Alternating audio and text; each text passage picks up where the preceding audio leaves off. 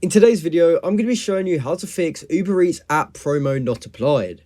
Now this is a very quick and simple thing to fix, so make sure you watch this video all the way to the end so you don't miss any important steps.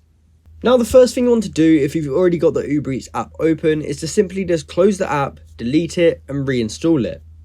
You see, sometimes deleting and re-logging into your Uber account and updating the app as well can resolve some of these issues.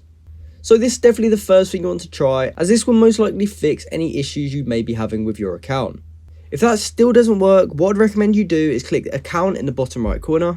You can then choose wallet, which is the option at the top in the middle. And from there, we'll be able to see all of our different payment methods. So if that promo code doesn't work, I'd recommend you try changing your payment method.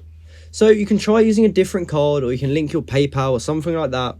And this can often bypass any issues and it will allow you to enjoy the benefit of your promo code. However, if that's still not working, what I'd recommend you do is actually go to Uber Eats support and just tell them all the issues you're having with your account. And from there, they should be able to give you a solution if none of these fixes in this video actually helped.